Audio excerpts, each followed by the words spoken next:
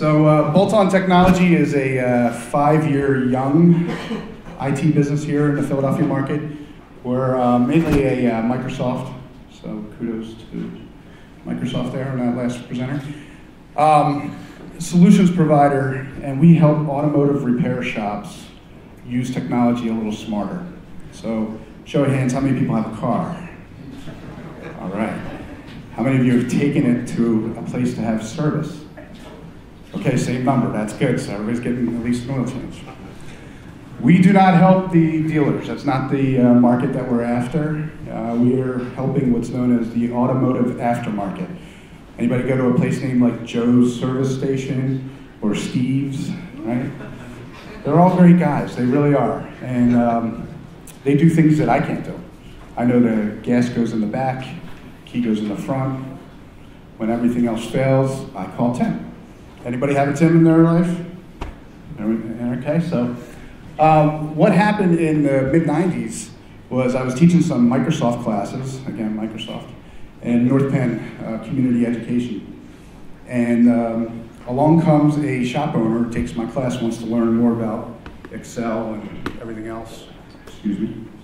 So little did I know that this would turn into a business some 15 years later. But along the line, what happened was I started realizing that the automobiles that we all drive are far more technologically advanced than the software that runs the businesses that service those automobiles.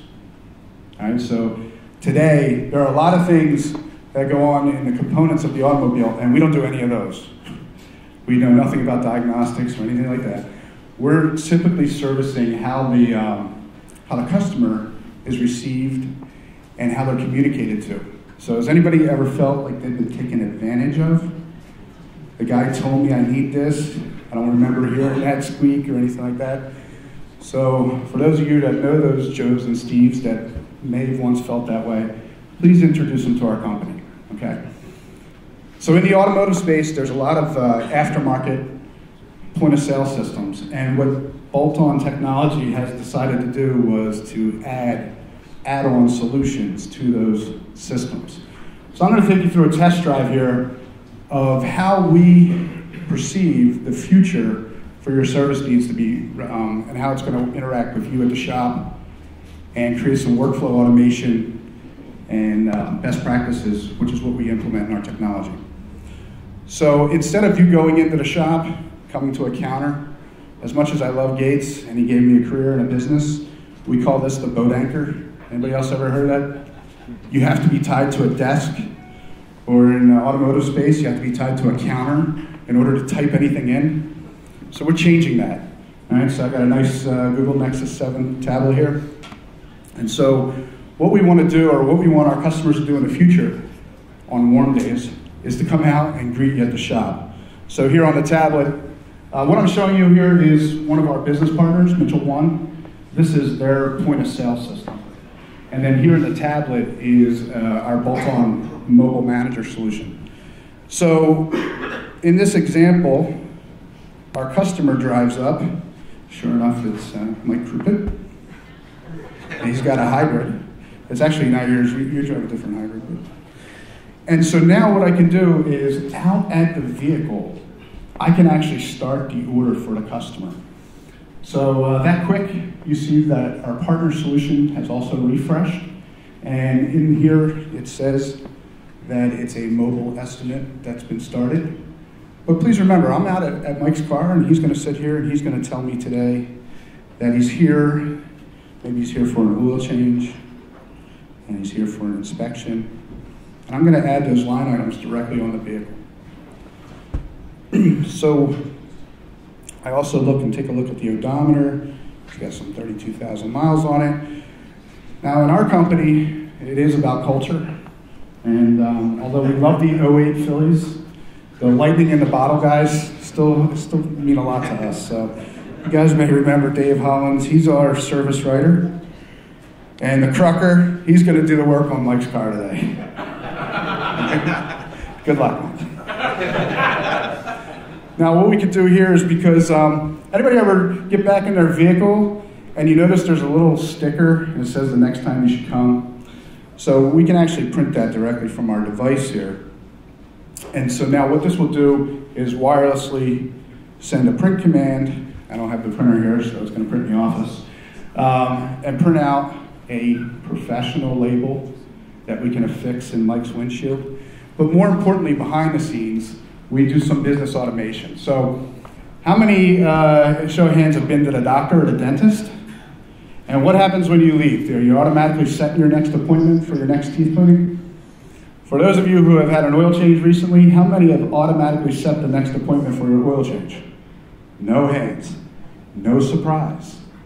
Right? It's only a $40, $50, $60, $70,000 vehicle that we own. Why should we take care of it? Well, that's what we do behind the scenes. So with our technology, not only do we create the ability for the presentation to be better, greeting you at the car and taking your order, but we also automate some business best practices. So the last part I want to show you here is in our inspection process. So for those that raised their hands that thought they got taken advantage of, we want to change that. We want to do what's called creating some transparency between you, the vehicle owner, and the shop. So our good friend, Mr. Kruk, is going to do a comprehensive tire inspection. I use this example because there's only 4 tires, it's quick, and it shows a lot of what our technology can do.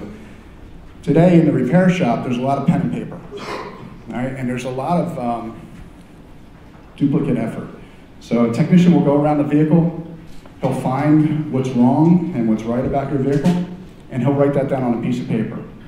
He'll then turn that over to somebody else who doesn't know how to type really well, and he'll try to type it in.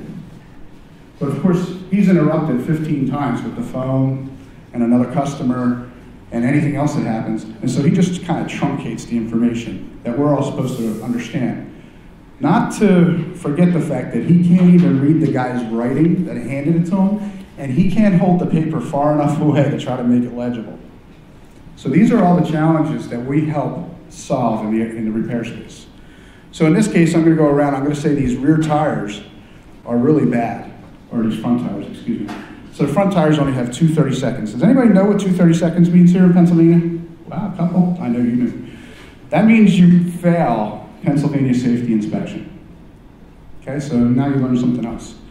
With our automation, we could check off that we want to create a very thorough and educational response about how below minimum tires could hydroplane and wet scenarios and so on and so forth. And because we know technicians don't think about calendars, they think in terms. So we put it in there today, next week, next month. So we're going to use today in our example. And then we can automatically start creating a replacement for those tires. Now typically this happens between 2 people, and it takes double the time or triple the time, and we've just streamlined all of that. And then here's the best part. Not only can we dictate what's wrong with the tires, but we can also take a picture of it, or many.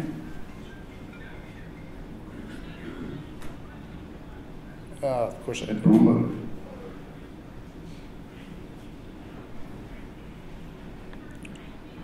See what you did, Mike?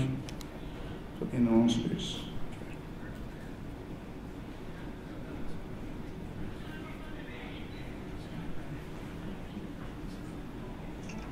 Okay, so this is why these tires are so bad, because it's actually a remote control. No wonder why your car doesn't ride so well. We can continue down. The other front tire is really bad also, 2 30 seconds. And maybe the rear tires are fantastic. Right? You replaced them last year, so they're 10 30 seconds. And then ultimately here, what we want to do is we want to share this information with the vehicle owner. So we can send a text alert.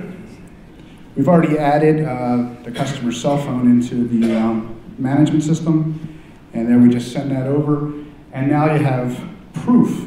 So I'll show you on the screen here what it looks like, and Mike's phone will go off unless it's on silent. And this is the report. and he will receive. And of course, he can look at his tires and say, yeah, you know what, you're right, I do need to replace that because it's just not going to work.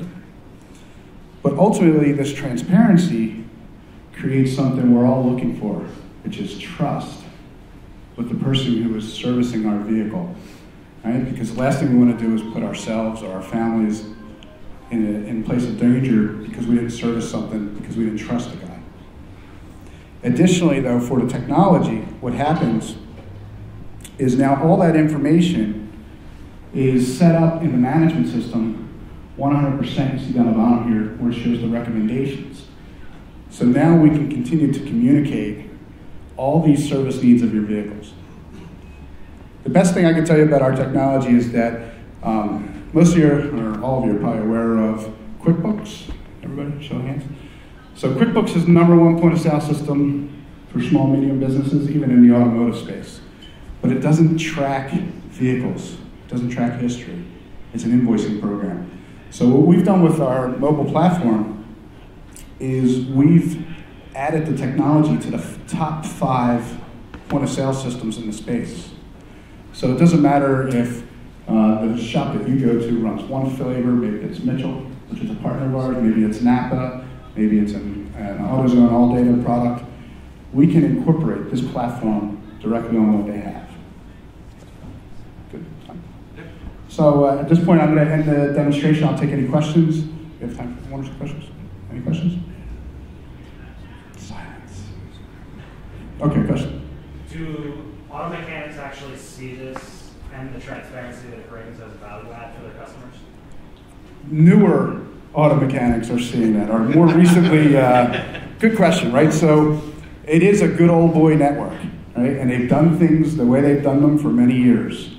But here's our pitch to them. The reality is, for what you can pay us for a couple $100 a month to create these efficiencies and transparencies, they couldn't do on their own, right? So the automotive industry has struggled, right, in the economy. The dealer side much more because we're not buying new vehicles. We're still maintaining our old ones, or trying to. So what's happening is the average age of the vehicle on the road today is 11 years old. Anybody drive an 11-year-old vehicle? Good, because I drive a 12-year-old vehicle. Anybody got more than 120,000? Good, because I got like 185, right? So the reality is, so they understand that they need to be more productive, more efficient, and more transparent, more professional. And the only way they're going to do that is to embrace technology. And so it's coming around. It really is. Good question. Yes? What's the typical onboarding time for a shop when you guys bring this on?